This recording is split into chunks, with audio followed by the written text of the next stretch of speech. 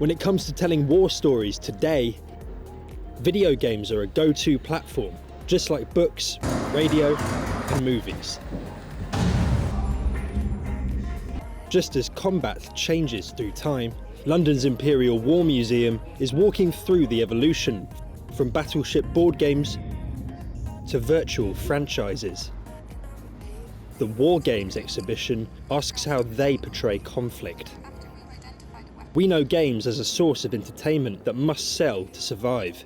But as the most immersive of all the storytelling mediums, how much do they shape our perception of real-world violence? The big difference with video games compared to other forms of interpretive media like movies and things really is the participatory element. So the fact that you as a player are actively engaged in the story in some way or another. So that really connects you to the experience in a way that other forms of media don't. Only really a video game can make you feel guilty for what you've just done. I think video games probably have more of a responsibility in some senses. It grapples with familiar first-person shooter games, as well as titles like Bury Me My Love, a mobile game played through text messages that tells the story of a Syrian refugee looking to reach safety in Europe.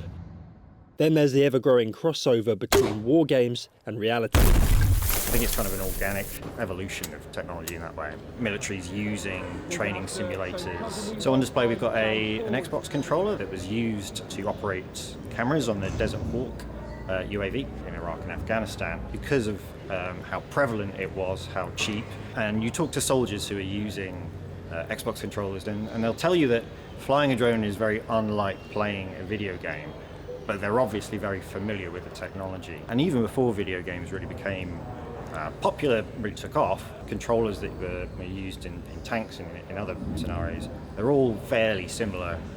The interactive showcase is free to visit until the 28th of May 2023.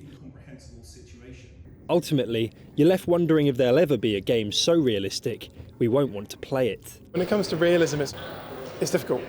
We toe the line of pseudo-realism, and we might be inspired by certain pieces of evidence or history, experiences. To do the game justice and do our jobs properly, we have to consult an awful lot of folks with real-world experience, historians. Some of the stories are really particularly harrowing. We've got the high-level narratives, the big evil baron that needs assassinating, but you've got more nuanced decisions that the player makes along the way there. One great example of that is how we apply accounts, personal details to certain enemies. It just catches you for a second and you think, do I want to take that shot? The real armed forces have already taken to the virtual world to help engage with serving troops and bring in tactical, technical recruits. A sign that those at the heart of real battles know just how minds can be shaped by war games. Tom Sables, Forces News, London. If you enjoyed this video, don't forget to like and subscribe to our channel.